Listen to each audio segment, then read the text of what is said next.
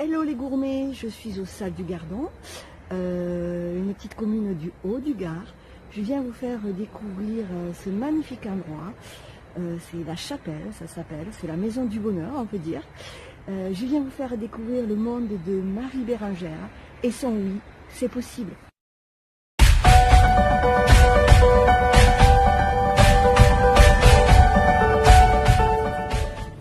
Hello les gourmets, aujourd'hui je suis à la chapelle pour la série Oui c'est possible, au cœur d'un rêve, le monde de Marie Bérengère. Et voilà. Bonjour Marie Bérengère. Bonjour Céline. Comment vas-tu? Ben écoute, très bien, un petit peu stressée parce que c'est une première fois pour moi. Mais c'est une première fois pour moi aussi, donc on va y arriver, t'inquiète pas. Alors, raconte-nous, la chapelle, c'est quoi? Qu'est-ce que tu fais? C'est quoi ton monde? Alors, mon monde, c'est la robe de mariée. Voilà, ça c'est mon quotidien. C'est mon tous les jours. C'est ce que j'ai voulu depuis très très longtemps. Et ça y est, ça fait quelques temps maintenant que je suis installée. Et je fais des rêves de princesse. Voilà. C'est la maison du bonheur. C'est ça, on va dire comme ça. Voilà. Ici, je fais que des moments de joie et je participe en tout cas avec mes petits moyens à des jolis moments de votre vie. Voilà. Et tu faisais quoi avant? Tu as toujours été couturière ou pas du tout? Pas du tout. Qu'est-ce que tu faisais? Raconte-nous. Pas du tout. Alors la couture, c'était plus une passion, tout ce qui est loisir manuel dans son ensemble. Donc la broderie, la couture, etc. Le tricot, j'ai même fait ça quand j'étais petite. Enfin voilà, c'est des habitudes de grand-mère, on va dire. Hein. Voilà, c'est ma grand-mère qui m'a élevée, donc j'ai été élevée dans tout ça. Mais voilà, mes études m'ont pas du tout amené sur cette voie-là. Donc j'ai eu une première vie, on va dire comme ça, de gestionnaire. Ah ouais, ça n'a rien à voir. Ça n'a rien à voir, donc avec des chiffres, avec de la comptabilité, avec des trucs pas forcément sympas derrière un bureau en permanence. Et voilà, j'ai fait du commercial, j'ai vendu des piscines, j'ai fait du social, de l'insertion, voilà, des choses comme ça. Et alors le déclic, qu'est-ce qui s'est passé pour que tout d'un coup tu dises ça y est, je crée des robes de mariée? Parce que c'est quand même... un licenciement, une grossesse et on repart à zéro. Voilà, ça s'est passé comme ça. C'est vraiment la grossesse qui a fait remettre en question beaucoup de choses. C'était au moment de ma vie, j'avais 28 ans, 27 ans.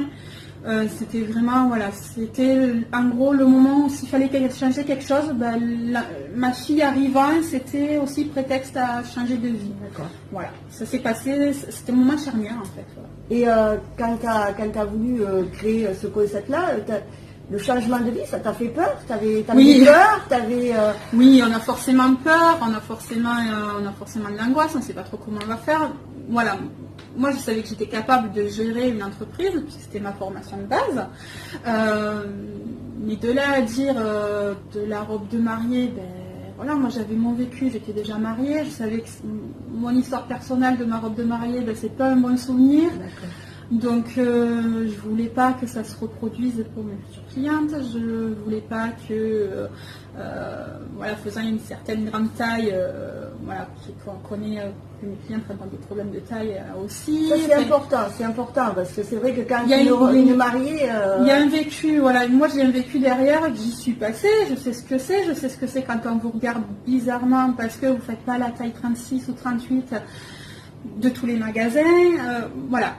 Les complexes, moi, que je me suis mariée, j'étais très jeune, j'avais 22 ans et encore très complexée par mon poids. Et aujourd'hui, fini.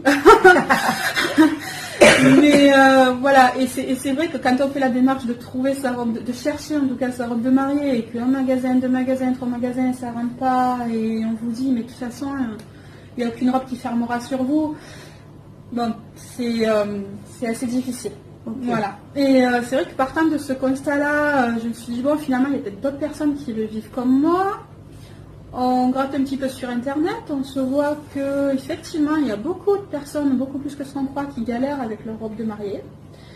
Donc j'ai fait mon étude de marché, j'ai vu que dans le Gard, il y avait des solutions qui n'existaient pas, qui n'étaient pas proposées, entre autres le sur-mesure.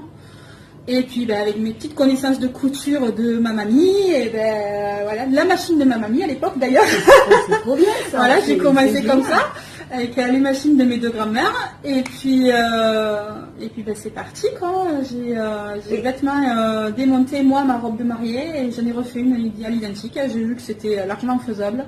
Et je dis c'est parti. Voilà. Et tu as commencé à la Chapelle directement ou tu étais ailleurs? Non, j'ai commencé dans mon chez-moi. Ah d'accord. Voilà, alors j'avais un grand chez-moi. J'avais une grande maison, j'avais 200 mètres carrés avec des dépendances et tout ça. Donc mon mari m'a aménagé un joli petit local qui faisait la première année 10 mètres carrés, la deuxième année 30 mètres carrés. Et puis la troisième année, j'avais envahi ma maison, donc les 200 mètres carrés, c'était devenu une annexe voilà, de mon petit atelier. Et il a fallu trouver assez vite. Alors on a un petit chat avec nous, il faut le savoir, une petite minette qui est adorable. Alors voilà, je ne sais pas si vous la verrez, mais elle est là. Elle gratte un petit peu, c'est pour ça, Voilà. elle va se faire remarquer. Voilà. Et voilà, donc ça s'est passé, il a fallu chercher un local. Je suis allée voir le maire de ma commune et au bout de, je sais pas, 2-3 mois, il m'a dit ah ben voilà, je l'ai croisé lors d'un apéro, il m'a dit bon ben passez me voir, j'ai quelque chose pour vous. Ça c'était très précis, c'était le 30 avril, donc le 1er mai étant férié, il m'a vu le 2 mai à 9h du matin à l'ouverture de la mairie et il m'a dit bah, il y a la chapelle qui est à vendre, nous on a levé le droit de préemption qu'on avait. Et oui. Voilà, et du coup elle est libérée et elle est à vendre. On est allé visiter le soir même, on a pris contact de suite, on est allé visiter le soir même, on s'est donné la nuit de réflexion et le 3 on a acheté. Voilà, ça s'est fait, on a fait les démarches en tout cas pour. Bon, quand tout se met en route, voilà. Les travaux. Les travaux, 2 mois de bons travaux parce qu'il n'y avait rien. Voilà, on a acheté 4 murs et un toit percé, comme on dit. Et puis aujourd'hui, on va fêter les 10 ans cette année. Ah cool, ça c'est bien ça c'est bien. Et donc entre le temps où tu as eu ce projet en tête et où il s'est réellement réalisé, t'as fallu à peu près combien? Rapide, ça a été très rapide. L'étude de marché, je l'ai faite au mois de mars-avril à peu près. Ouais. Première robe mai-juin et première vente juillet. Ah oui. Ouais, ça a été très rapide. Le dépôt de la marque a suivi, et donc Au cœur d'un rêve est une marque déposée, INPI, voilà, toutes mes créations sont déposées sous cette marque, copyrightées, etc. Et ça s'est fait, ça c'était au mois d'octobre. Donc ça a suivi très rapidement. Mais il faut avoir un petit peu de sous pour faire un dépôt, donc un dépôt de marque c'est un petit peu cher quand on commence, donc voilà. Et est-ce que tu as eu peur, par exemple, du regard des autres, de ce qu'on va dire les gens par rapport à ce déclic que tu as eu, à cette envie que tu as eue et que tu as concrétisé? Est-ce que tu as eu peur de tout ça, du regard des autres? Qu'est-ce que vont dire les gens? Alors les autres dans leur ensemble, pas vraiment, les proches plutôt, voilà. Donc, c'est vrai qu'on appréhende plutôt la réaction des proches en disant mais mon Dieu, mais c'est pas ton métier de base. Qu'est-ce que tu fais? C'est pas mieux que tu trouves du travail, que tu deviennes secrétaire ou voilà, que tu retrouves un travail de gestionnaire ou que tu refasses du social ou des choses comme ça. C'est pas mieux derrière un bureau finalement. Qu'est-ce que tu vas t'embêter là? Qu'est-ce que tu vas t'embêter avec ça? Tu te rends compte, te mettre à ton compte, à ton âge, tu viens d'avoir un bébé, tu as autre chose à gérer qu'une entreprise. Voilà. C'est plus les proches qui n'ont pas forcément toujours cru. Et toi, tu as cru? Moi j'ai cru, mon mari a cru, donc du moment qu'on était tous les deux. Du moment qu'on était tous les deux. Mon mari sait que je suis capable de beaucoup de choses pour avoir ce que je veux, donc lui il m'a suivi. C'est bien de se... Oui, tout seul, j'aurais peut-être pas lancé, mais voilà, à deux c'était nettement plus facile. Et même aujourd'hui il est encore derrière moi, il m'encourage. Et au quotidien, j'ai encore besoin d'encouragement, même après 13 ans maintenant. Ben oui, mais on a toujours besoin d'être épaulé et accompagné. C'est toujours agréable. Et c'est vachement agréable. Toujours agréable. Après, voilà, le regard des proches, il a changé aussi. Donc voilà, petit à petit, avec le temps, on apprend que oui, eux, ils ont eu peur pour moi, peut-être plus que moi, et c'est ce qui leur faisait réagir comme ça. Mais voilà, mais on le sait qu'après. Voilà.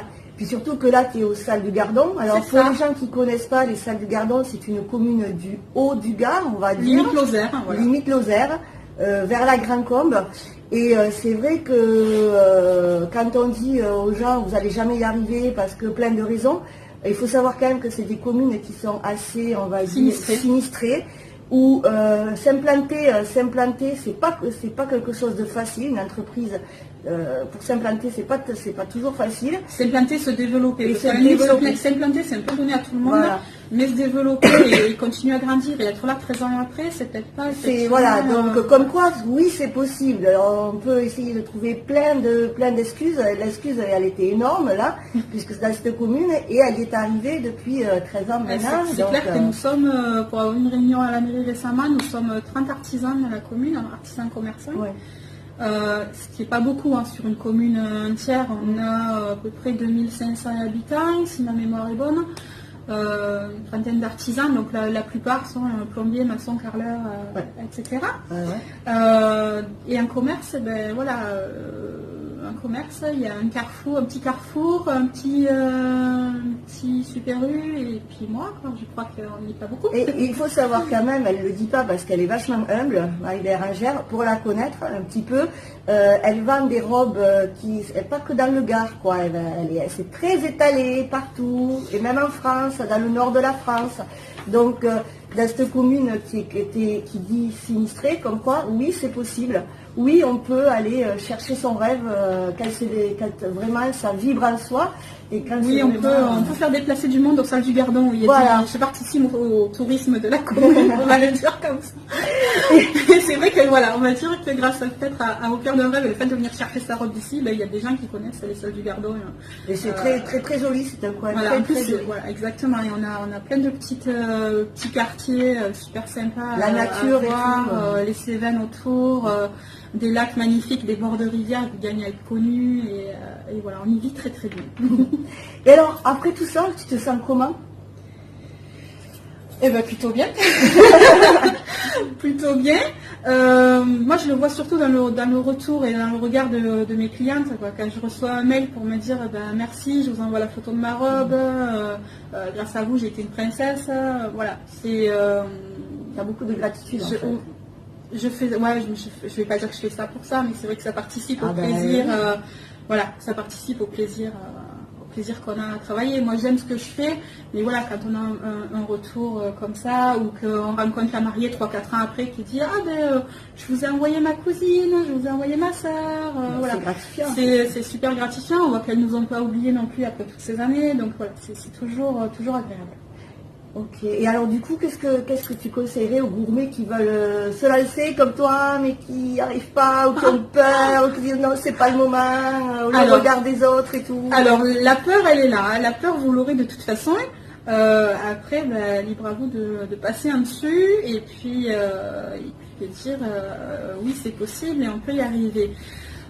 Partant de ça, je pense que si on a la volonté, la motivation, le reste, les obstacles, ils tombent plus facilement aussi. Et voilà, il ne faut pas se décourager quand on crée son entreprise. Voilà, c'est vraiment le parcours du combattant, que ce soit administratif, que ce soit trouver des clients, des marchés, etc. C'est pas facile. Il faut s'accrocher. C'est de nombreuses heures de travail. Des fois, pour un client, on travaille énormément pour le décrocher, je ne parle même pas du travail de façon derrière, mais finalement, moi je ne regrette pas toutes ces années où la phase de lancement a été une phase super agréable en fait au final, et je ne regrette pas tout le temps passer à faire ça, et s'il fallait refaire, je referais. Et alors, allez, pour finir, là, pour essayer de donner l'envie et le goût de passer à l'action, en une phrase. Comment tu qualifierais ton rêve? Puisque au cœur du rêve. Oui, au cœur d'un rêve, oui, le mot est lancé. Le mot est lancé. On va dire que oui, effectivement, tout est possible. Voilà. Je ne pensais pas, quand on est à l'école, on n'est pas forcément formé, on n'apprend pas forcément qu'on peut changer de métier dans la vie, qu'on peut vivre de sa passion, qu'on peut... on est assez formaté. En tout cas, moi, c'était ce qui m'était arrivé.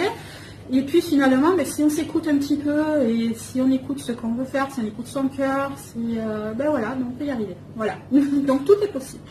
Tout est possible, au cœur d'un rêve, à la chapelle, au Salle du Gardon. S'il y a des futurs mariés qui nous écoutent, venez y faire un tour, je peux vous dire que c'est top. Et puis, les gourmets, j'espère que ça vous aura aidé. Partagez cette vidéo si elle vous inspire. Et puis surtout, n'oubliez pas, tout est possible.